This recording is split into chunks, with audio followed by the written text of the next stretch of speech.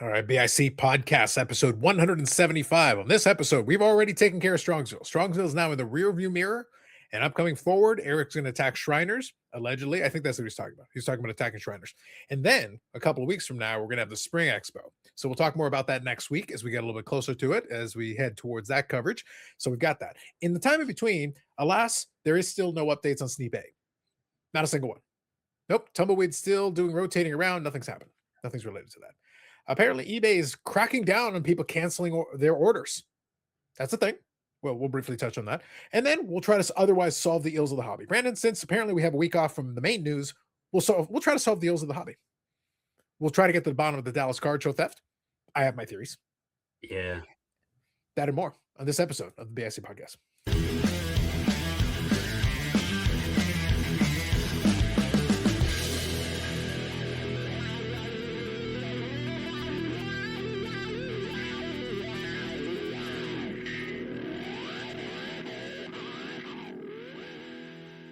Yes, under the watchful eyes of Brett Favre.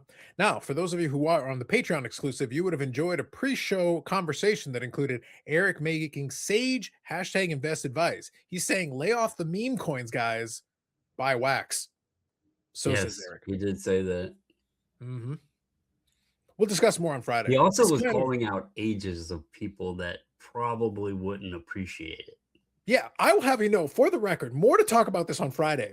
I will have you know, there are individuals who have upcoming birthdays, and for all we know, they don't want their birthdays called out. But now that we know, we cannot unsee it. And I want to make clear there's only one person responsible for us even knowing this. Otherwise, we would have let them be, Brandon. We would have let live. Let bygones be bygones. Just the birthday. It was the number attached to the birthday. And coming off the heels of a Friday night live stream where Eric was wishing death upon the audience, he was being quite the doubter. He was sitting there like, so you're all soon going to die. Have you figured out where your cards are going to go? What happens if you die soon? If you die? Eric was all over this. Like, he was very, very, and it all came and stemmed from a card, a bunch of cards going into sports world of a gentleman who is basically Eric's age. Eric was seeing his mortality and trying to project upon all of us his imminent death. It was a dark. Did you take? The gentleman was 53. And how old are you, Eric? I am 52. Thank you. And, he died of the diabetes. And is this where you want to have yourself some crumble, or you want to get yourself a chocolate stick? So does this solve the mystery of the single box? Eric just puts everything in the single box, so he only has one box to carry into sports world. Well, Brandon, I think, look, I already said we're going to try to get to the bottom of the Dallas card show theft. More of this on Friday. But Brandon, now that he has said this, now he's got the wheels turning over here. I have a question. You say he's died of the diabetes. Is there a possibility that someone with a pink crumble cookie box was seen in the vicinity of this gentleman when the last blow was struck before the diabetes ended it, Brandon? Or the Dunkin' Donuts that we have heard is near sports world. Like literally near, but there's even one nearer to the Sanderson or HQ. Yes, there is one nearer to me. There's also one in walking distance from sports world. So yes. So Brandon, what I'm trying to get at here is I am not stating lies. I am stating a series of true facts that all happen to paint quite the picture. If it wasn't copyright strike, it might not. We need the Unsolved Mysteries tune on here. We need the button. Yeah. Mm-hmm. We need the button. We got some serious questions. Look, we'll get to more of that on Friday. I promise we'll get to more of that on Friday. That man's diabetes. Get that on the record. How can the only way, Brandon, this would be more concerning is if, yes, he died of the diabetes while watching Emmanuel in space. I don't know where that came from. Eric's headstone. I don't know what his future habits were. I don't know. Thank you. All right. No judgment. Diabetes. More on that on Friday. Nonetheless, for now, we'll go with the regular segments. First thing I'm going to talk about here. Obviously, we've got some silly card of the week action happening, and then I'm going to try to get some. Last week was actually a live episode, so let me see. Did we get any comments from last week's episode? I just want to see if we happen to have any. Yeah, we've actually got a handful of them. So I'll do the comments first, and then we'll do silly card of the week. So first thing, Hobby Champs had a couple of comments here. First one is I heard Kash Patel, as you may know, and the FBI are on the case of Eric stealing millions in farming equipment from iconic war hero General George S. Patton. So that's the first comment on that. That's a valid point. Just saying, there's a lot of questionable things that Eric has been involved in, and people look at it. Second comment, Refractor Jones says, the Pirate Parrot can't miss win. We're going to get the results on that in momentarily. Thank you, Refractor Jones. Third, also Hobby Champs, Bobbles' quip about Ray Bork signing his Walking Dead memorabilia was underappreciated. And we thank you for appreciating it. I didn't appreciate it. Listen, we acknowledge the people that leave comments. So thank you. Even though it was a live episode, you did leave some comments and we appreciate it. All right, let's get into Silly Card of the Week. First, we got the results from last week's Silly Card of the Week. We had 3 options. So let me show you the results. Come on. And as you will see here, Refractor Jones was a prophet. Refractor Jones saw the victory of Pirate Parrot with 54% of the popular vote, followed by hashtag wrench, hashtag Eric will not beat the allegations, followed by hashtag Blanco. 41 votes last week. It was posted late, so all is forgiven. I will take the responsibility for less votes, but it was a decent turnout. Thank you in a short period of time. I was willing to concede last week after I did not want to be a part of that. Yeah, he just wanted to keep himself as far away as possible. There are some people who have, antiquated views. They think things are certain, so things are appropriate. The same kind of individuals that would cause the diabetes and then wish death upon an entire audience of people. The last part I've done many times. You have. Again, I speak facts. The other parts, those are a little shady, but that last part, yeah, that's a fact. I've done that. Here's an interesting question, Eric. So you are concerned about people's collections and what happens when they pass on, right? Especially if they pass on from the diabetes. I wasn't concerned about their collections. I was concerned. The point I was making was, have you communicated with your family and close relatives about what to do with it, so they know what to do with it and don't get taken advantage of? Okay, so here's a question. I was thinking about the peoples. You're a Boston fan, and we know what your collection mainly consists of. So I would have to expect, you've talked about some of the bicycle things, that your bicycles are valued more than your collection. Have you told your family what to do with your bicycles? You ride them and remember them. Shouldn't they put the seat on first? I don't think the majority of your family would appreciate it the same way you do. There might be a saddle kicking around the garage you might be able to use. We'll see. Yes. More to come on that on Friday. I promise. More to come on that, Brandon. I just had to ask. I'm trying to be a good friend here and make sure Eric was prepared. The groundwork has been laid for Friday. Revisit the space. I won't get into all my hobbies, but I have a lot of hobbies that I've collected a lot of different things for those hobbies over the years.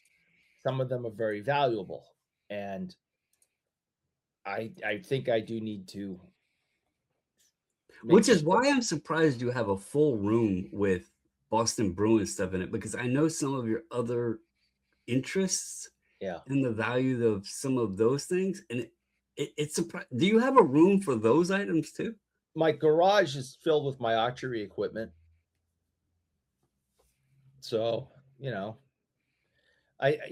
the other side of the garage, from what people sometimes see when I'm out there, the other side of the garage is, I got a lot of archery equipment.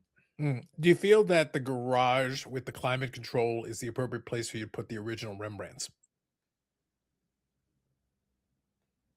I'm not here to talk about the past. The groundwork has been laid, Brandon, for Friday. There is so much more that we need to explore inside of the space. We will revisit this conversation on Friday. In the meantime, Silly Card of the Week. All right, so we talked about last week's results. Every vote counts. The only true democracy in this world. Now we're going to get into this week's candidates. There will be a community post where you will be able to select from this week's options. Let me present them to you now. First, we shall begin with this. I just thought I saw this and thought this was utterly ridiculous. It looks like he's going to Sears for his high school photo. I mean, it looks as if he's trying to tuck in some extra weight he may have put on. I mean, it's utterly ridiculous. He has no chin. None. He's sucked it in. No chin. Chin's gone. Shoulders are up around his neck. He's obviously sucking his stomach in. I mean, so ridiculous. So ridiculous. This is somebody who clearly probably not in the best shape of his life and had to take this picture. And he's like, all right, how can I get away with this? Well, he didn't. So Wow. Michael Tucker, you should have worked out harder in the off season. Wow. Eric is body shaming. All right. Fair enough. So, how else would you explain this? This is like, I feel that this is a disdain for the entire endeavor of taking a picture. this is just foolish. Wow. Just wow. All right. Hashtag body shaming for Eric it is this week. Second option. And just on timeout real quick. You're gonna I'm gonna yank that beard right off your face, and you know why. So go ahead. Come on, that was perfect. I'm gonna It was grab perfect. it and yank it. I had the error version or the variation of this card all queued up, and Carlos is like, "No, dude, we got to stick to the rules and use the original." So I was like, "All right, fine." The card is silly no matter what. As you well know, we have certain rules that we have to follow. We have to be careful, because otherwise we wind up with the AIs and things like that. It gets a little concerning. But look, this is the original version of the card. But I felt it would be inappropriate, and we can discuss more on Friday night. It will come up again. But in the meantime, for the benefit of those who do not know about the super secret double probation variation, we're going to stick with the one you would conventionally find inside of your average garden variety 1971 top set. Yeah. And again, the card is silly. It looks like an adult on their hands and knees out playing in a sandbar, on the beach even. Like, I know Topps doesn't give us great photography today, but they could have done this one a little bit better justice. I don't know if maybe the cameraman just, back in the day, I'm sure it was a little bit more difficult, and they didn't have all the computer technology and everything. But come on, like I don't know. So I will. So get a little tiny Brooks Robinson there. It's a cool card for the moment. The World Series, all of that. I like the Nationals. They have their World Series moments out of the Heritage set for that year. But yeah, this one, it's silly. It's silly. So I will. So Eric, in the spirit of a little hashtag scholarship, I'll add a little context, a little flavor to this. 71 Topps was the first year they actually tried to incorporate a little bit of action photography. Like, up until this point, a lot of the pictures and things they had taken were pretty much static images. They had, so the 71 Topps is the year of the infamous Thurman Munson card. Like, if you guys remember the Thurman Munson card, that's a great image though. Yeah. But this was the first time, Brandon, they tried to incorporate a couple action shots. So they were still new to this. They really hadn't incorporated a lot of action shots this way. They would do more as the years go by. They'll do more of that. But this was the first go around. And the Thurman Munson card, they nailed it. Like, the image was beautifully done. Great card. Yeah. Big fan favorite. The reason this one is so, like, in my opinion, silly is you could take the bottom, and if you didn't know the moment or the play and just change it to Brooks Robinson builds Sandcastle, you wouldn't know any different. Ooh, Eric, did we say variation? Yeah. And Heritage, Heritage is big on variations. Maybe they should create that. I'm liking him. I'm liking what he's putting down. All right, here we go. Here's a little hockeys. This was actually featured. So I'm going to get to that. This was actually featured on the AMG podcast, Eric. Smooth transition. AMG Collectibles.ca, AMG Collectibles YouTube channel. This was included. So there were two different ones that we talked about specifically. One of them was en français. Well, this one is Montreal Forum's Gallery of Hockey Stars. So that's what was included on here. It is a King Clancy, and it is from Sweet Capital Cigarettes. So it's a little cut off in the bottom there. I'll just take that off the bottom so you can see briefly there. Sweet Capital Cigarettes. You got two guys at the bottom that look like nutcrackers, which was very amusing. I found that kind of fun. I was talking about this with Blair, but Brandon correctly identifies that a couple of interesting things. The first one that I featured was the one en français. That one looked like a very natural photograph. It actually looked like a perfectly normal piece of photography. You could even see on the ice the skate marks. So it actually looked like they took an action photo and the guy was skating and everything. It was all good. But then we get to this King Clancy and it looks like the ice has been completely flattened. Like there's nothing going on there. And they colorize his uniform and the socks. And as a result of that, Eric, not only does it look completely out of place, it looks like his head is free floating in space if you take a look at it there. But not only that, look at his gloves. It looks like the gloves are all off. It looks like they're all askew because of the colorizing and everything that's going on there. Basically everything looks wrong. And again, to Brandon's point, I'll really highlight it. His head literally looks like it's free floating in space. Yeah. Yeah, they used the early version of AIs on that. Yeah, that's the early AIs. Yeah, definitely. So that is so this is a situation where they did this man dirty. They did this man real dirty. And he's a legend. Yeah. And it was just interesting to me. So the reason I found it kind of funny is obviously, it looks kind of ridiculous the way it worked out. But then look, for contrast, let me see if I got the original one. Okay, so here we go. I do have it. So for contrast, okay, same kind of series, but this is the alternative. So let me share with this one with you. And then you'll see where the big difference comes into play. Look at this. This is Howie Morenz. Yeah. It's a photograph. Like, right. And then look at the ice.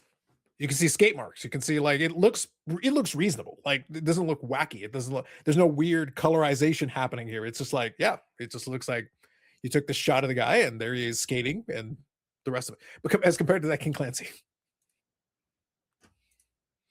They did this man dirty. Somebody didn't like them with some King Clancy. Yeah.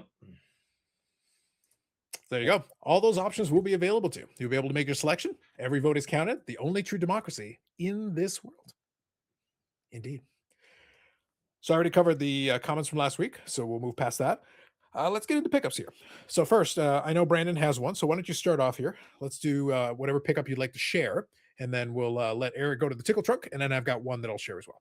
Yeah, this is the card that on the live last Monday I was asking because I honestly had never looked before if they had made one touches for tall boys, but they actually call these wide visions. But it is the Alicia Debnam Carey from Fear the Walking Dead autograph. She plays Alicia Clark, who I purchased the prosthetic arm and hand and weapon and all that from the auction that was used in the show and everything. She's and so I've been trying to add to my Walking Dead autograph collection, but specifically ones to go with the pieces. And she has this one, and then there's one other one with just a different image on it, but they're from the same set. So but that's the only autograph card that she has as of right now. So picked that up, and her autograph, she's in a couple other shows that were popular, so it wasn't the cheapest. But yeah, I got a decent deal on that one. Sounds fair. All right, Eric, what do you got? So a couple of weeks ago, I showed this one of the greatest Patriot player of all time, John Hog Hanna. And so I said, what else could I get from, the Hog? And I said, I'm going to go and get his rookie card. So I now have his rookie. And this is a, what year is this? I probably should have known that beforehand, but it doesn't actually say anywhere on here. But I'm sure people who collect football cards are probably right on that. What's the last year of stats? There isn't any. No, that's what I was looking. Yeah. No, nothing. So It's 74. I looked it up just so I wasn't incorrect. All right. So okay, so 74. So, sorry that I forgot that. So I got John Hanna's rookie, I'm pretty sure then Ahmad said, Rashad and then said, is in that too. What else can I get with that? And I collect the hockey versions of these. So I got the Topps certified autograph rookie reprint. So I got the auto to go with the actual rookie, and then I got one of these. Well, actually, I ended up with two of them. I don't know how I made that mistake, but somehow I ended up with two of them. The shinies. I got the shiny version of the rookie, which is kind of cool. And they got the rainbowy refractor type of thing. So I don't think I need to go any further with my John Hog Hanna collection. I think these cards will suffice. I have two autos. I got the rookie, and he really is the I mean, he is the greatest linebacker and not linebacker, lineman, sorry, of all time in professional football. So, and he, played for the Pats. He's in the Hall of Fame. So I decided to just invest a little bit. So that's what I have. I got Hashtag invest. I see. Hashtag invest in John Hog Hanna. I see. So for me, there's a couple of small things that are going to be coming in, but this one here actually should be probably tracking to come in this week. So I mentioned in the pickup video that I recorded last night that I picked up a couple different ones from the SP game used. Amongst them was an autograph. Well, this one is the purple variant of the autograph, number 5. Nice. So I got this one. So this is from Canadian seller. The tracking is en route. So probably tomorrow or Wednesday, I'll have this one in hand to go along with the other one. So with that, I'll have a couple. Basically, the point that I made during that video, as I said, I'm not necessarily pursuing too heavily, Brandon, the newer stuff, but I don't mind getting it because sometimes you can get it inexpensively because people aren't really too worried about it. So if I can get a couple of small, especially I've got the base version, the red parallel. I've got a Canadian seller that had the gold parallel for a couple of bucks, literally for a couple of bucks. I was like, yeah, sure, I'll take that. So for that stuff, I'll take it. My focus will always be on the playing day stuff. It's more interesting to me mostly, but I don't mind having a little mini rainbow of them if I can get it inexpensively. And for the out of 5, I think I ended up paying like 70 or 80 bucks. So I was like, okay, yeah, that's fine. I would love to know. Like, that's a nice looking card. Yeah. But why do they put the sticker auto areas like so often? It's not every card, but they seem to do it often near the middle of the card. Mhm. That could have been moved down a bit, and I think it would have like gave it even more eye appeal to it. Yep. As a design choice, that is totally true. I agree with that. Now, quick aside, let me see if I've got the image actually. It reminded me while I was kind of quickly talking with you guys. Oh, this would be a good reminder though. Obviously, I do have some folks that watch this that are in the Canadians. We got a bunch of folks that are stateside, but it's a few folks in the Canadians. I should mention it now because that way by next week, it'll be really up against the deadline. I talk about ship my cards all the time. That is a way that obviously you can buy from US based sellers. It gives a US based address to drop off the cards at, in which case you can get them sent over at your leisure whenever you got time or whenever you've built up enough cards that you feel it's appropriate. This is why I'm mentioning it. One thing they're good at that they do usually for most of the shows, they actually set up a booth at the Toronto Expo, both the spring and the fall. One thing that they do is they actually will offer the service of doing a pickup service. So if you've got something in the account and you would like them to carry it up, they've got these graded card boxes, and they can fit like 20 or 30 graded cards or 100 top loaded cards inside of one of these boxes. And if you have those in there, you can fill up one of these boxes, and for 20 bucks they'll bring it up for you. Which isn't bad. Obviously, that's way cheaper than shipping. Then you don't have to worry about some of the other fees associated with it. Fees. So for one box, basically they'll fill up the box up until that total for 20 bucks.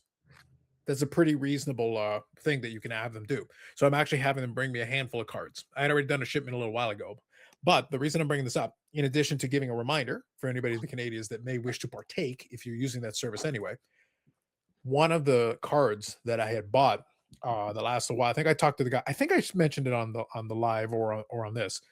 I mentioned that I had come across a seller based in Texas that had some cards, and this is one of those situations where the save searches is really your friend. Now, this is where knowing what the product is can be to your advantage. I looked at it.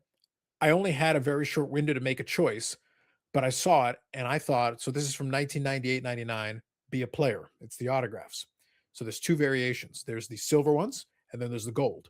The thing is, in Be a Player tradition in the game / Be a Player, they don't label anything.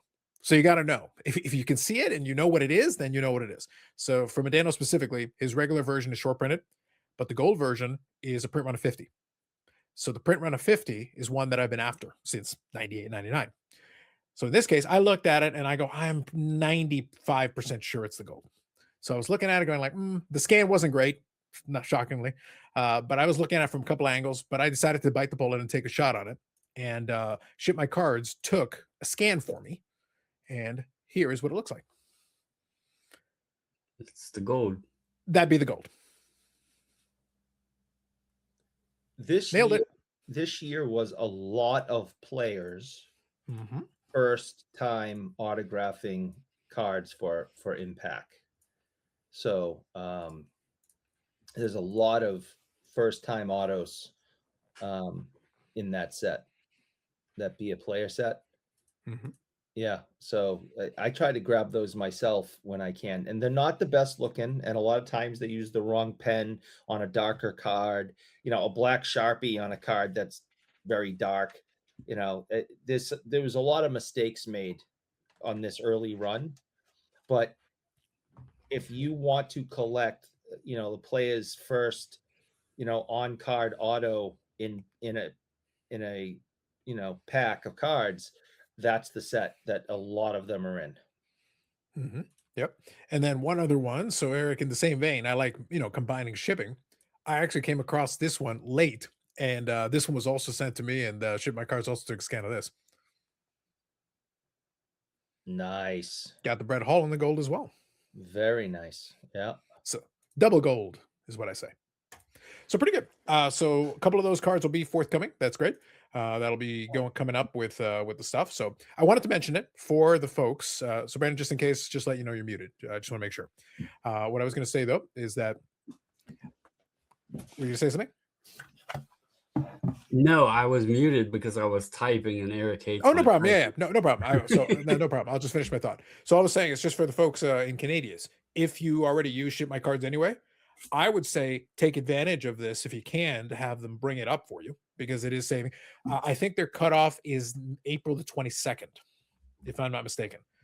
If it is April the 22nd, then you've still got time, but you just have to make sure you request it by April the 22nd so they can bring it up, because it'll be the 30th when they bring it. And the one Eric has got there is the Be a Player Millennium. So that came the year after, but it is from the same brand, same people. If you can, I don't know if you can see that. Look at the very bottom. First signature card. So there's a lot of them out there with these sets, but I know that one. I'm trying to see if I had some others, but yeah, that first Be a Player year, a lot of first time autographs came out of that set. So I just wanted to share that for 2 weeks. It's not really a new pickup, because I had mentioned already that I got it a little while ago, but I wanted to mention it because number one is an update. It just turns out it is the gold. Great. That's a nice, pleasant surprise.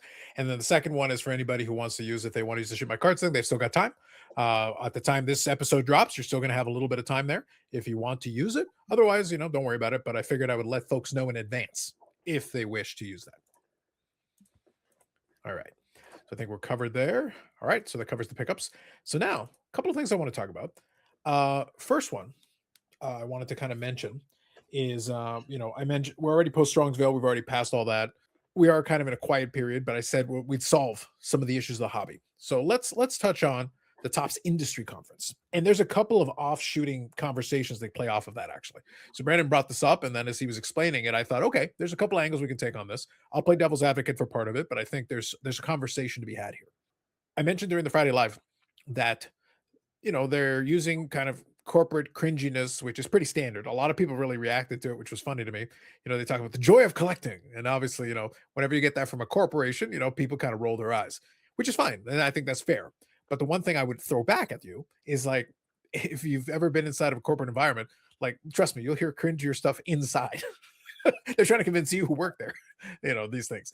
So I take it with a grain of salt. I don't worry about it. But I think, and Brandon, I'll hand the baton over to you. I think the focus that you were talking about was the whole idea behind, you've got all these products. You talk about getting the products in the hands of the right people, but we have escalating prices. We have think of the kids, but how do we think of the kids and all that? So I'm just laying a little groundwork here. But where do you want to take it to start? And then I'll kind of work with you to get the discussion going. Well, it like I said, it kind of hit me this weekend out at sales and stuff.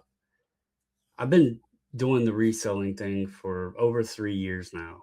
And normally when I'm out at sales, I'll see cards here or there or collectibles or whatever, but the cards in most cases is the 80s and 90s era stuff that, adults have had, they're moving or downsizing or whatever, and they're just getting rid of it, right? They've held it and it's been in the old dusty brown boxes, and you know what you're looking at as soon as you see it. But this weekend was different. I was seeing more modern stuff out. I was seeing some of the younger age group selling stuff. And when I'm saying selling, we're so accustomed to people, especially the younger generation, and I'm talking like the 16 to early 20s, being so dead set on comps, right? They want the comps. They got to have the last sale. I was literally seeing, I was telling Eric, I went to a sale, and this kid, he was either getting ready to go to college or he had been in college for a very short period. But he had blasters he was selling for $2. He had slabs that he had like 5 or 6 slabs. All of them were just priced at $10. It wasn't like comps or anything. He had boxes of raw cards that he was just trying to get rid of. You could tell it was this, I tried the space. It wasn't for me. I want out. And it was just interesting to see that. And like I said, I seen cards at several sales this weekend. It wasn't just this one example. But then it brought me back to thinking about the industry conference and the points that were mainly discussed. And I don't know if it's because of the content area, the talking points that would grasp the most attention, the points that maybe the most negatively viewed upon. But obviously the credit card was a big mention. And Carlos has mentioned to the cringy corporate stuff. I also understand businesses offering credit cards now. That's not unexpected. And so it's not, Fanatics, we have to look at, they're bigger than just cards. So it kind of makes sense for them to offer it for the merchandise and everything else.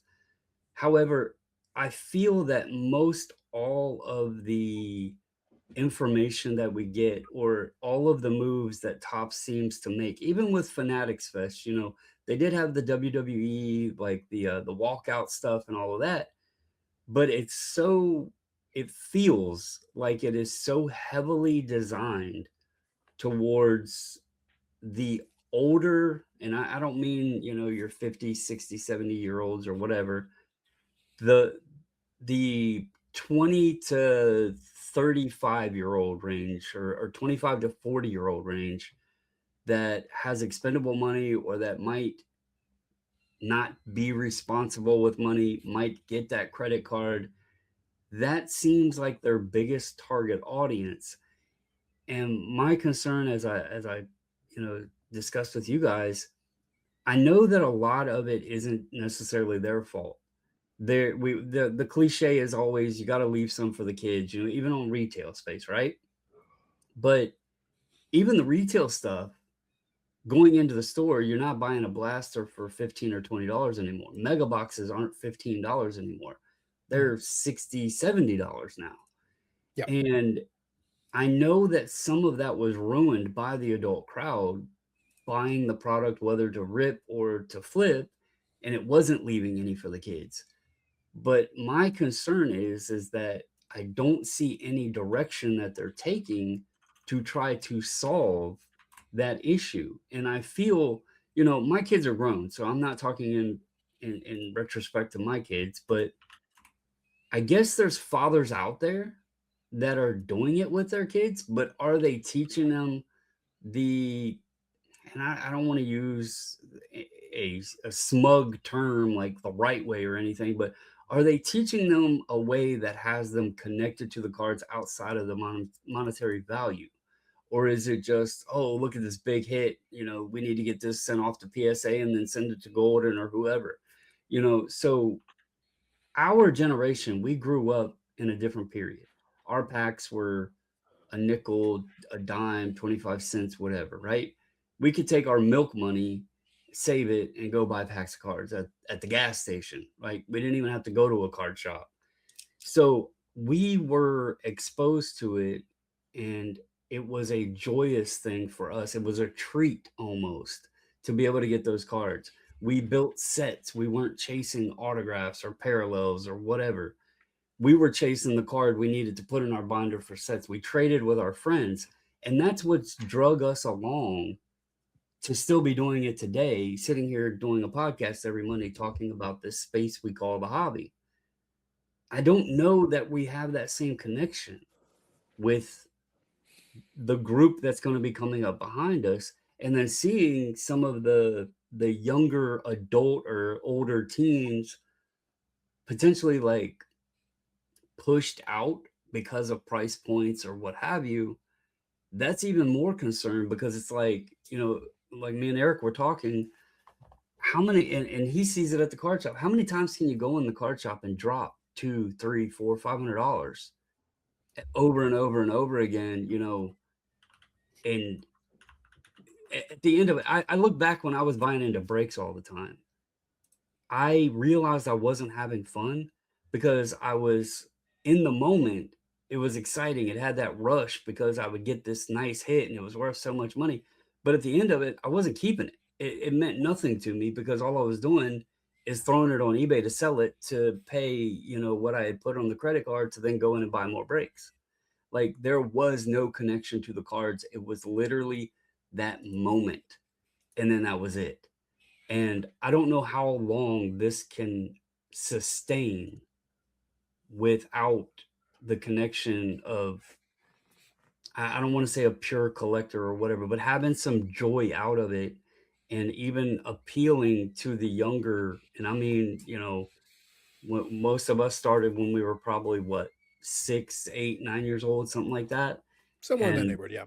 yeah, and we weren't like, I can't speak for everybody, but on me, it was me and my friends. It wasn't my dad going out, buying a box and, hey, let's sit down and rip this or whatever. It was me enjoying it from gifts and then with friends and that kind of stuff. And I think, and I don't really know how they do it without the adults ruining it, but I think they want to grow the space, and they know who they have already in the space. And I know that a lot of their marketing is to try to get other people in. I thought it would be cool, since they have the NBA, NFL, and MLB licenses, to start setting up, every so often a kids area at the stadium. Invite like a retired player or something like that to be there at the ball game and sign autographs for the kids, or hand out some free packs or whatever, to get them exposed to it, get them excited, and create a moment for them that maybe they'll want to continue on with it. But we also got to have products that are affordable that they can enjoy, so that was just, it was something that crossed my mind, just kind of reflecting on things and coming out of the conference, and how the credit card, and we're seeing now the NBA hoops box price pre-sale, I think it was $260 or something like that. A kid, a 10-year-old, 12-year-old, they're not buying that. you know. So I shouldn't say they're not. Maybe they got more money than I realized, but they're likely not buying that. And just to touch one other thing on it, I think it gets forgotten a lot of times too. When we were growing up, I mentioned we could take our milk money or whatever and go buy a pack. The packs are kind of a thing of the past because the hits are in the boxes. And so now, Eric, you probably see this all the time. How many times do you see somebody come in and buy a pack versus a sealed box of any kind? It's much rarer. Yeah. I mean, it does happen. I'm not going to say it doesn't happen. But yeah, they're getting blaster boxes and things.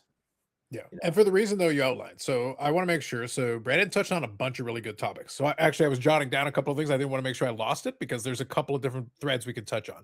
There's more than one. I've got 4 or 5 already right here. But let me start with this one. I want to mention this off the top because I'm going to come back to it. So I just want to give you guys context so that we don't forget. We don't lose sight of this. So I think, guys, the rest of the episode is going to be this one. We're going to touch on this with a couple of different threads. And then in the comment section, feel free to comment. There's going to be a lot of ground for you guys to chime in on. I want to give some context. So I've done this game on Friday Live before, but I want to do it again for you one more time. I'm going to use an example that I actually experienced back then, and then we're going to bring it into 2026 so that we're all on the same page. So back in the late 90s, I had some friends who actually would get in together to buy boxes out of a case. So they would basically buy from a wholesaler to get boxes, and that was so we could all have boxes, and we have our own boxes and open up the packs. So this was in 1998. So we did it, I think, in 98, 99, and 2000. So for 3 years, we did that. So obviously, the prices were lower back then. But I want to give you some context so that we can kind of bring it from then to today. So 1998 isn't 1988, but I still think this will be illustrative. I still think it'll give you some information. Back in 1998, and this is in US dollars, so you guys I don't have to translate it for you. I think what it worked out to was maybe just shy of about $75 a box, give or take. So you bought the case and everybody got it. So this was a full hobby box of 1998 Topps flagship. So this is basically what it was at. That included shipping, that included everything, because you got to pay the whole thing. That's what it costs to get the box into our hands. So the question was, so that's 1998. So what is $75 in 1998 dollars? What is that in 2026? So I have the answer here from inflation perspective, just so we put it into context of today. Eric, what do you think $75 in 1998 is in the year 2026? $100. Okay. Brandon, what do you think? With inflation from 98 to now? Yep. Yeah. So what's 75 old dollars worth like in 2026? But I'm still mind blown that a box was 75 in 98. By 98, the price had already gone up a couple times. Yeah. By 1998, the price had already gone up a little bit, but it's still like, you're still getting 36 packs. So Well, we're I still was just talking about thinking $2 in 2019, I remember distinctly walking out of the Chantilly show and I bought a flagship hobby box for $89. So I'm going to get to that. Like, I'm going to get to that. So Yeah. but I'm using this just so that we're all in context, because I want to make a point here and then we'll come back around to it. So you're kind of it's in between your two numbers. So it's just a shy of $152. So $75 in 1998 dollars is about 100. So it's about 100%. It's about basically 2x. doubled. About 2x, right? So that in equivalent would be about 151. To your point, that is 100% true. I remember going the year of Marc-Andre Fleury. I think that was 03, 04 or something like that. I bought a box of Upper Deck Flagship, and the box of Upper Deck Flagship was available at the expo in the show floor for 75 Canadian dollars. So, think about what that is. My point that I'm making is that for many years, the price actually wasn't keeping up with inflation. That's the inflation is not worried about anything else. It's just staying in context of the dollars. So technically, today I can tell you that a box of Series 1 at Dave & Adams right now, if I wanted to buy it and just hit buy it now, add to cart, it's $219. So it's higher, but not like triple. The problem is just 1 second. I'll come back to you. But for a lot of the high end, it's 5x, 6x, 10x. Like it's gone this crazy amount. I'm using flagship only because flagship is the one that they print a lot of, and that's kind of like your baseline.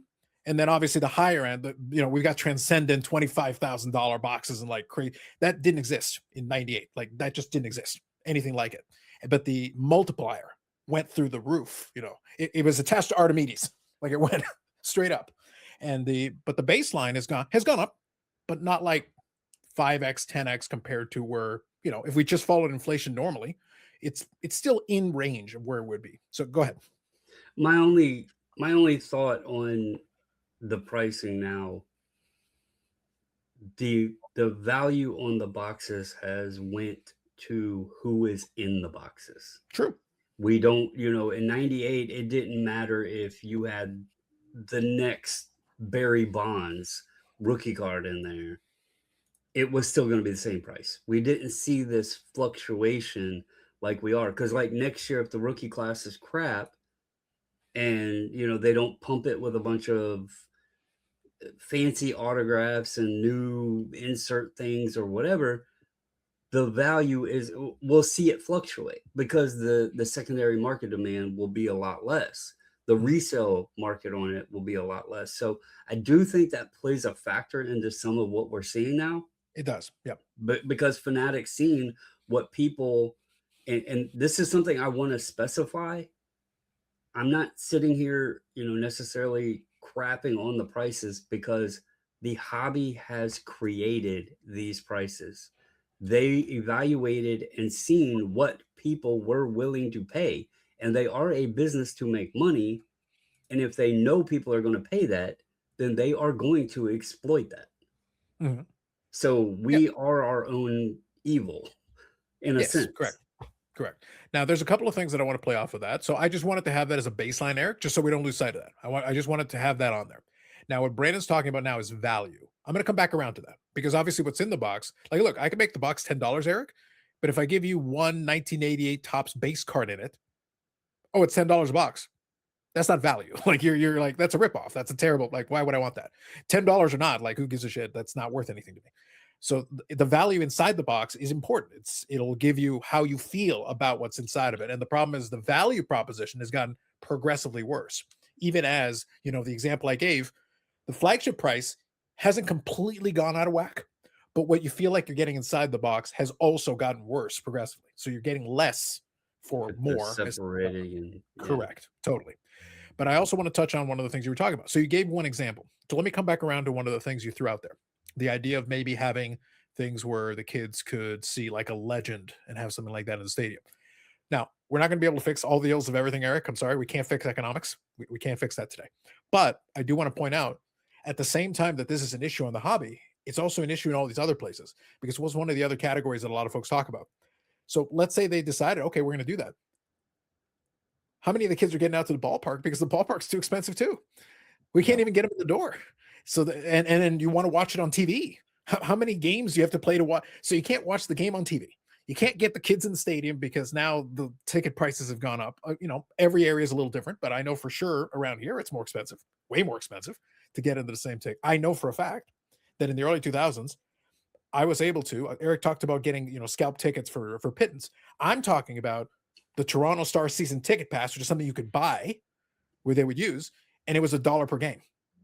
Because they just wanted butts in the seats. They didn't care how they did it. It was a legitimate, totally, sanctioned by the team. They just wanted butts in the seats.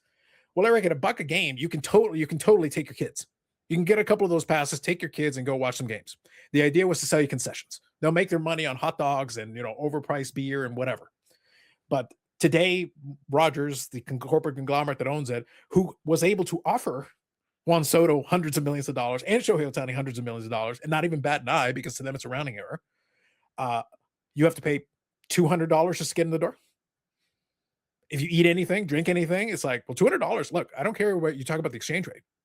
I'm sorry, $200. That's a lot of money. Yeah, I listen. I just real quick on that, and you guys know this.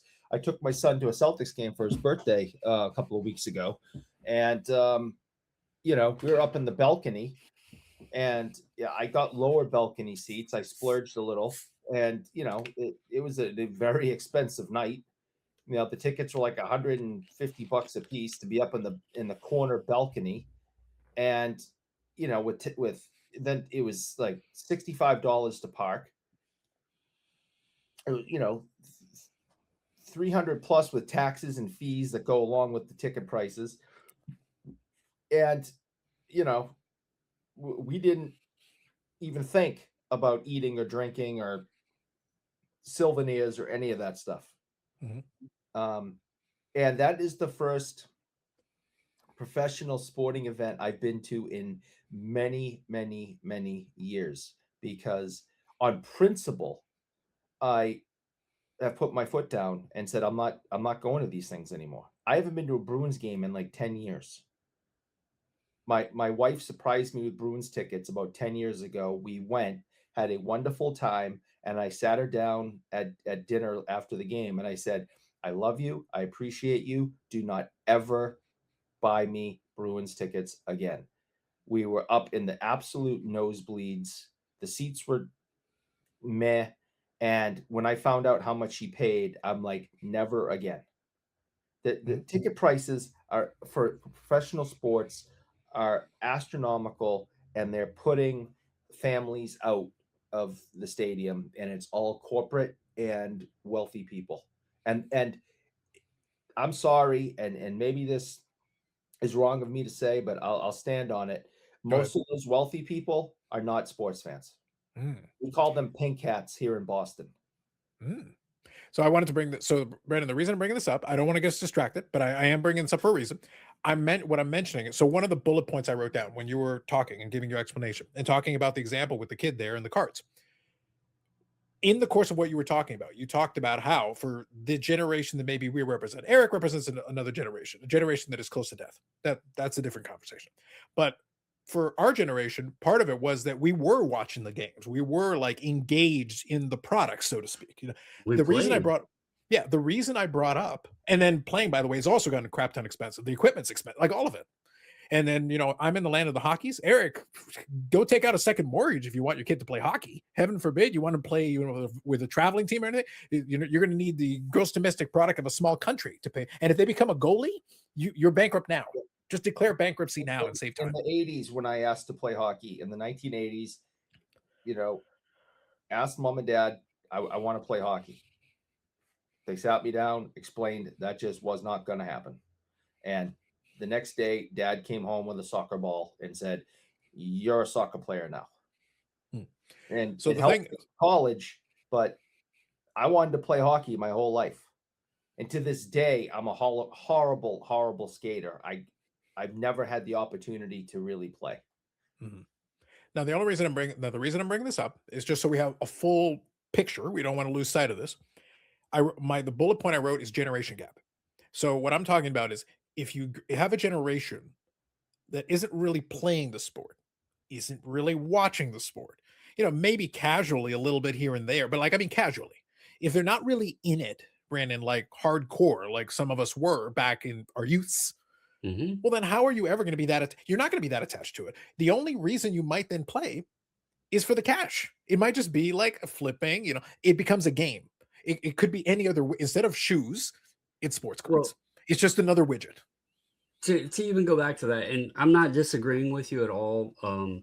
You know, my point with the stadium thing is, if it's there, and to Eric's point about the Boston game, okay, I know your son's older, but let's say he was 14, 13, whatever, and you took him to the Celtics game, and Fanatics had a little event area set up, and I don't know, the chief, Robert Parrish, was there signing free autographs, and they were giving cards away. Would that have made your experience for your son's birthday a little bit more exciting?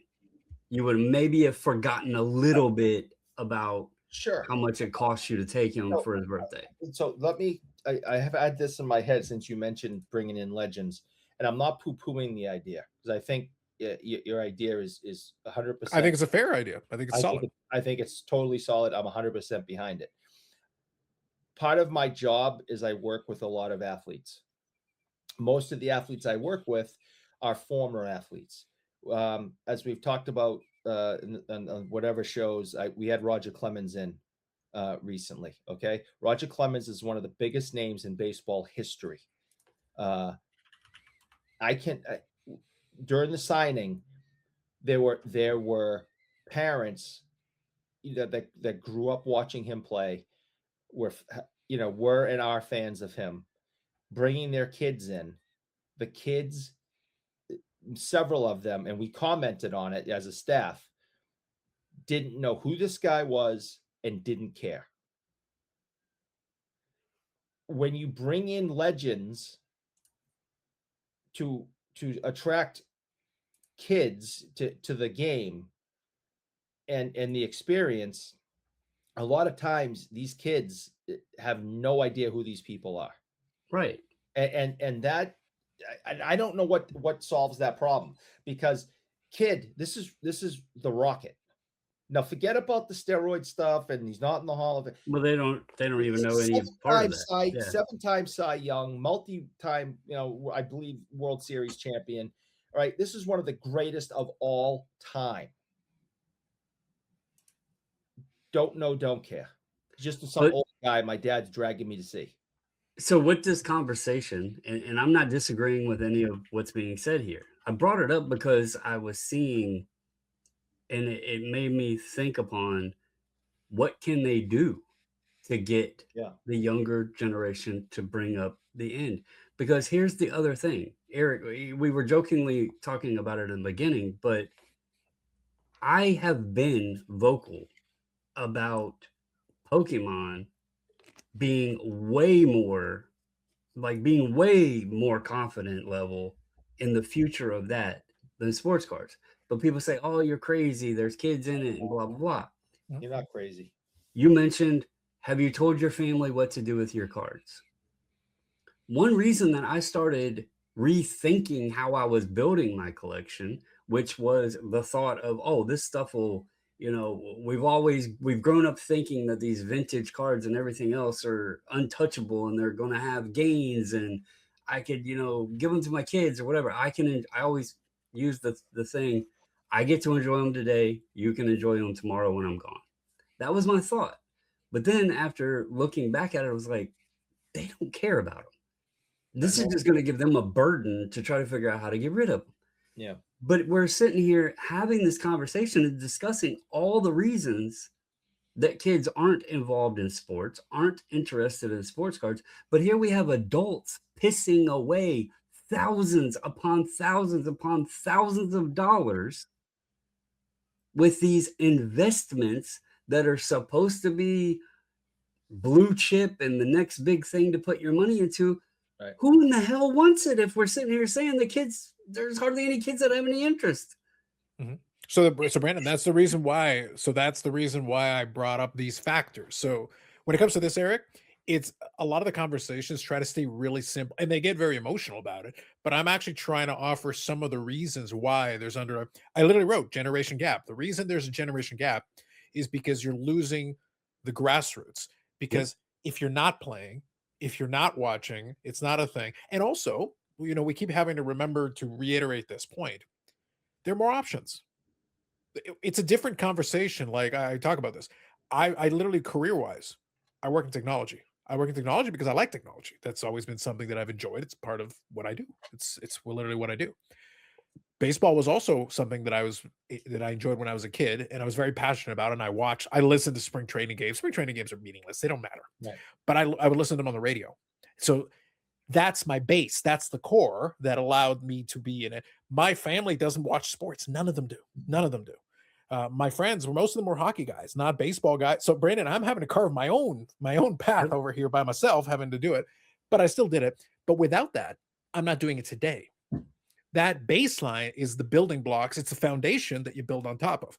Well, if you don't have that foundation anyway, and it's just something that you do, at that point, it's just sport for you. You're one of the flipper guys. You look at the Roth cards of the world and you're like, oh, I could probably make some money doing that. And maybe you do that, but you're not passionate about it. The moment it becomes difficult, the moment you run into a little bit of friction, you say, screw this, I'll move on to the next thing. I can't act surprised. But then you're looking at guys maybe around my age who still were interested. Well, we're carrying the load here on the dollars and cents in a lot of this stuff, because otherwise, who's going to care? Who's going to care otherwise? Right. I know Roger Clemens. I know these guys, especially because they were still part of the era that I was following the game and being really into it. He even played in Toronto, won 2 Cy Youngs in Toronto. So I have at least a little bit of a connection with Roger Clemens versus just a rando. But the reality is that, that's where he found, medicinal help, revitalize his career. Yeah. Mm-hmm. So anyway, but the point is, Brandon, I have that. At least that's part of the story. I'm able to add that piece of the puzzle. So that still makes me engaged in it more so. But then to your point, how are you going to get these other kids engaged in it other than just demand? I demand you read up on Jackie Robinson. Why? I don't even, Brandon, I don't even like baseball. Why would I? Jackie Right. Robinson, I'm happy for it, but like, I don't even watch this game. What are we talking about? Yeah. And I mean, it goes both ways. Like, I know the vintage people that are heavy vintage, they are very passionate and stand firm on their mountain, and it's what they enjoy. But they hate to hear that that stuff, most of it is not rare.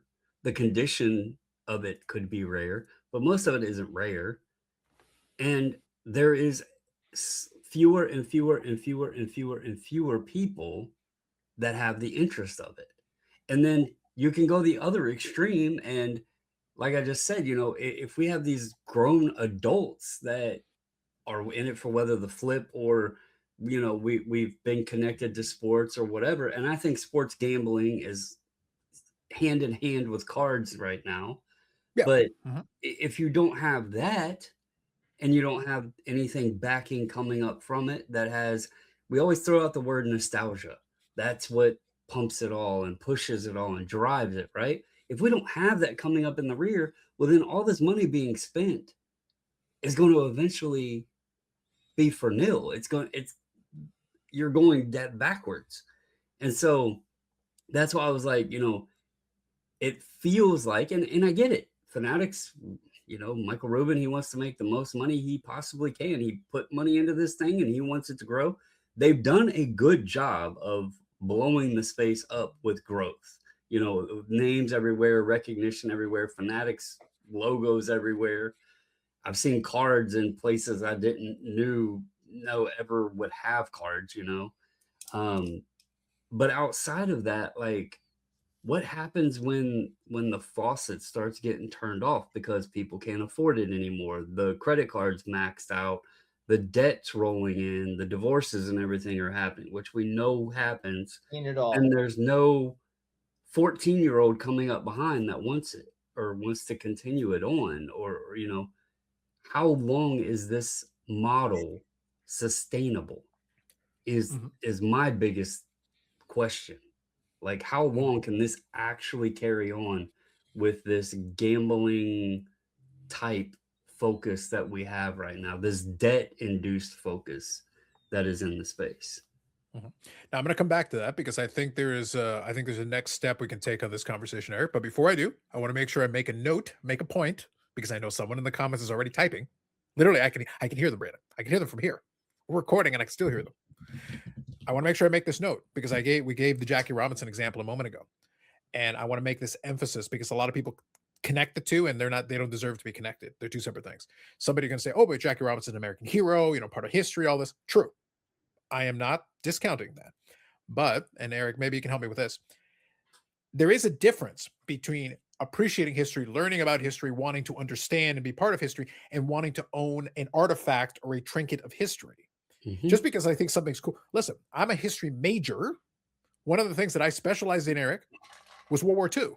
I could go tell you about the Battle of Stalingrad more than you probably want to know. Trust me, I read up on it and studied it quite a bit. It was part of things that I did in school. Eric, how many pieces of World War II memorabilia do you think I own? 7 pieces. Yeah, that'd be 7 pieces too many. I don't need to own any fucking shit from World War II. Like, I don't need that. But trust me, I can speak at length about the Battle of Stalingrad. I can speak at length about Operation Barbarossa. I can speak at length about... It's not that I don't understand the history. I don't need to own the items. Now, if you want to, that's perfectly great. That's fantastic. There are people that like having items that are period pieces or maybe advertisements or whatever. They're interested and engaged in having the physical item and being like, "Oh, this is really cool. This was, used by somebody at the time, or this was a thing they would have looked at." There's nothing wrong with any of that. But it's not automatic.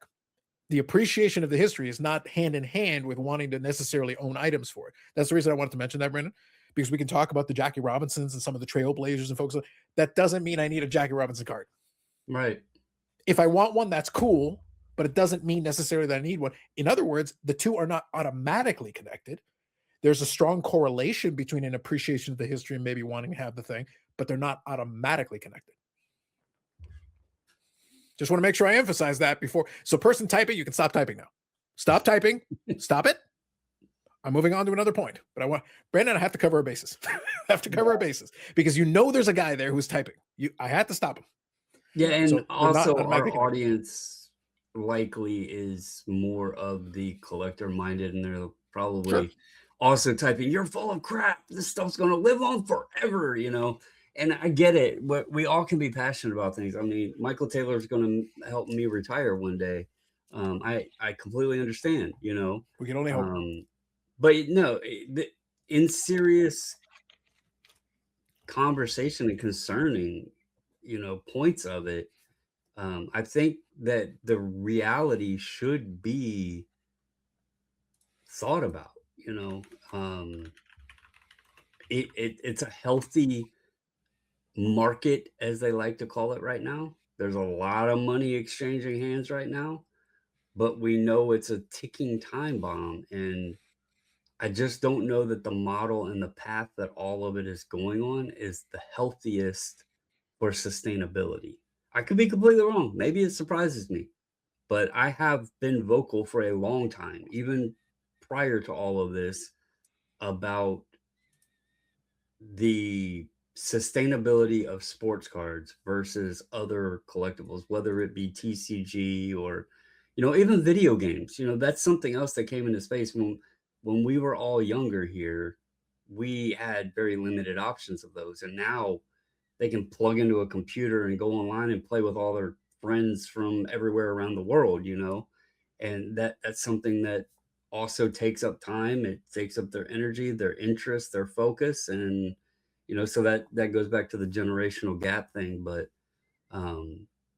I just my mind is blown. We keep seeing these $1 million+ figures, and I'm like, who the hell's going to pay that in the future?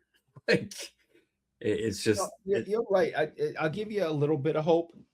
I'll give you a little bit of hope because I think we're all on the same page and agree that things are just ridiculous.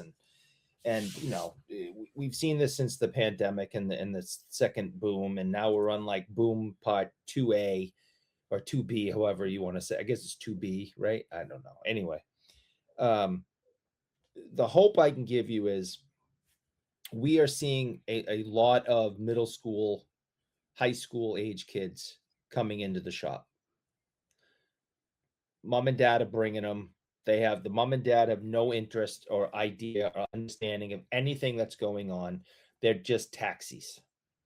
And they'll bring Junior and his friends, load him up into the car, bring him in, and then the kids just like explode throughout the store.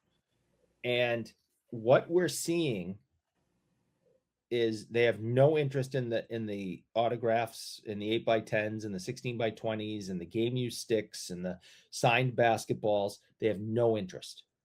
None. They are going right to the sport case of cards that they're interested in. Basketball, football, hockey, baseball. And can I see your pile of Kniffel car? What a Kniffel car. I can't even pronounce the guy's last name. Right? Can I get you? I see that pile of Wembies. And they're going through them like so fast. Jump, jump, jump, jump, jump, jump. Put one aside. Jump, jump, jump, jump, jump. Another one aside. All right, here, thank you. Put those back. Next thing you know, the phone comes out. The scan, the research, all right, well, the last sale is this and that. And can you do this? Okay, great. Come to find out, these kids are going on Whatnot and other platforms and selling this stuff. But they're taking that money and reinvesting. All right. Or they'll come in with cards that they've purchased or won on eBay or whatnot, or with their friends or whatever, and sell them to us and then buy another box. So my point is, these kids are investors, and they're recycling the money. They're not putting themselves in debt because they're kids, and mom and dad, they help out and pay for a few things now and then, but mom and dad aren't putting themselves in debt over this because they still don't understand what the hell is going on. But I'm watching these kids take a $10 card, turn it into a $20 card, turn that into a couple of $50 cards, And then next thing you know, they sell them back to us when the player gets hot. And then they take that $200 and something, turn around and grab a box. And that's how they paid for it. Because they're coming in 3 times a week with mom and their buddies. So, and we encourage that. We like seeing that these kids are not in front of their TVs and video games at home. They're doing research. They have to communicate with us. We make them look us in the eye when they talk to us. You know, we shake their hand after a deal is done. You know, we do spend time explaining things to the parents because they see all this money going back and forth and they're afraid their kids are being taken advantage of. So they're asking tons of questions and we're giving them tons of answers. And in a generation now where kids, all they do is text, these kids have to come in, look us in the eye, and communicate with us verbally and talk to us and make deals. And they have to be able to take that risk and say, hey, will you, take 50 for this? And they have to take that risk of saying, no, I can't really do that. Or, yeah, that sounds good. And they're putting themselves out there. So with today's kids, there is a lot of positive that we're seeing on a daily basis. I see more issues with the adults who come in and throwing down credit cards and putting themselves in debt. And when that credit card gets declined, they take out another one and hand it to me. I actually like working with the kids who are building things up, making moves, having to think about where their money is going, what card they're going to invest in now, how they're going to turn this into that so they can then get this. So there is a lot of positive stuff happening there because I think a lot of us old folks are concerned about today's youth and what is you're doing silly things. Eric, what does it say? Hold on. Go look at your phone. What does it say? Okay. Share with the people. Share with the people what it is. Oh. Yeah. I see. Yeah. Look at me. I'm the captain now.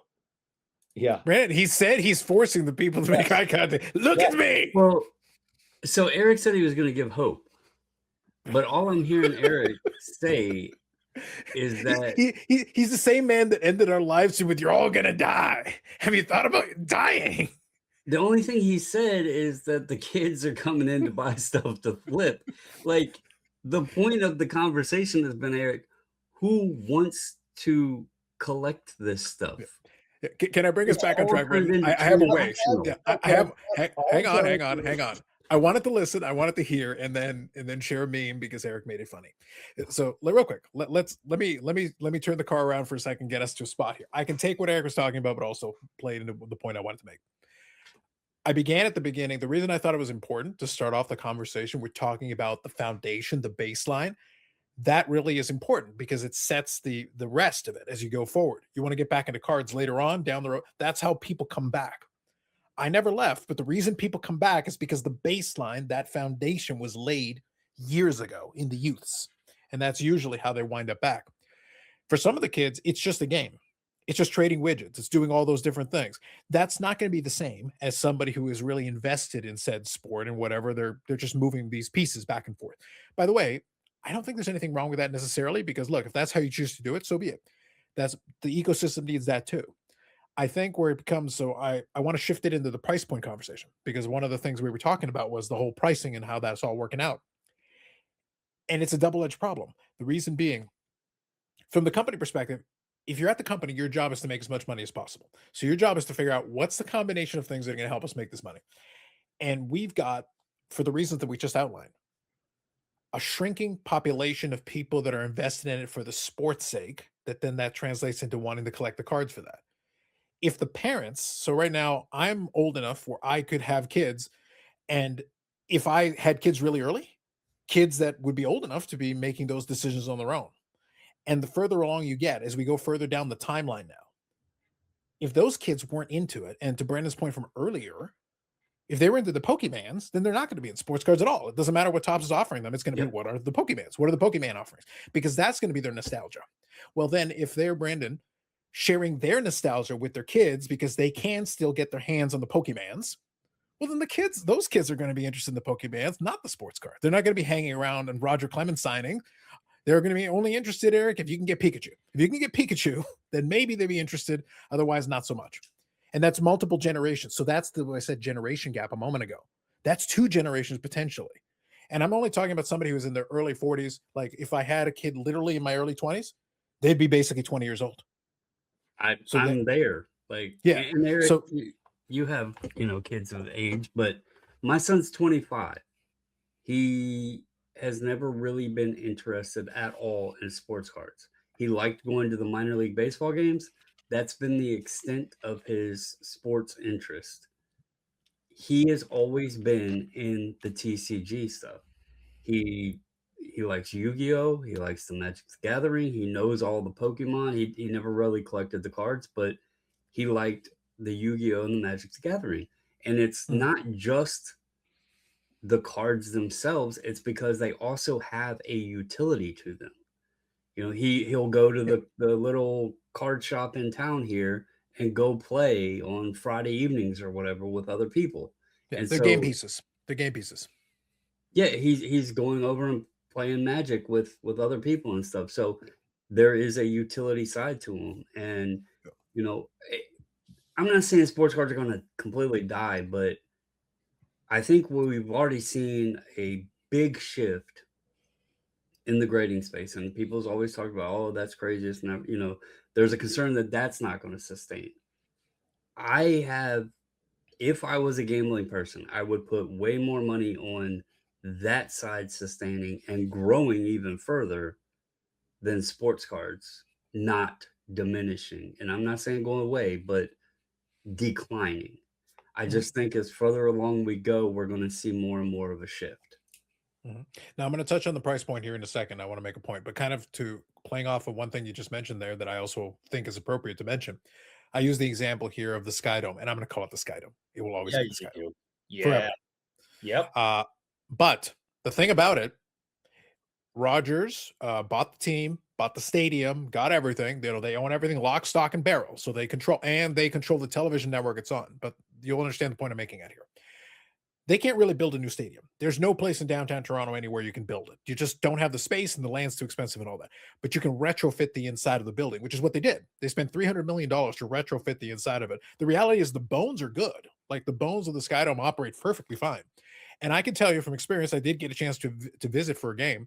The inside looks beautiful. Like they've really done a really good job retrofitting it and making it look really nice. But you know what's one of the things they did, Brandon? They created all these zones that are meant to be these experiences. I'll explain how this plays into the cards here in a second. But they created all these zones that are meant to be these experiences because they're going up market. They've been increasing those ticket prices. So to justify it, they have to make these experiences that people want to hang out at. Amongst them is there's like a Corona Cabana or whatever they call the damn thing. It's sponsored, number one, and number two, it's a cabana, but it's standing room. Not exactly designed to be really super comfortable to watch the game per se. It's a hangout space, Eric. It's to hang out with your friends. You're watching the game a little bit, but you're having drinks. You just happen to be having your little social gathering at the Dome while the game happens to be going on. It's not for the game per se. It's for this. The reason I'm bringing this up, in the course of doing all these renovations, the building capacity shrunk. So they're charging more per tickets. And at a time when we got more people in the city, they're actually targeting smaller. So a sellout is actually less.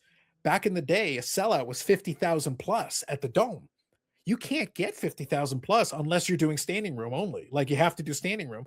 You cannot get a sellout, Eric, is not 50,000 plus, but a sellout today will make them way more money than it would have in the early 90s when the team was winning World Series and they were at the apex of their power with 4 million people through the door. Eric, Rogers has made a calculated decision that they would rather never get 4 million through the door ever again, even if they sell out every game, because they will make more money not having 4 million through the door than they did in the heyday when they had 4 million through the door and it was the hottest ticket in town. And you literally had to have friends who knew friends who could get you a damn ticket.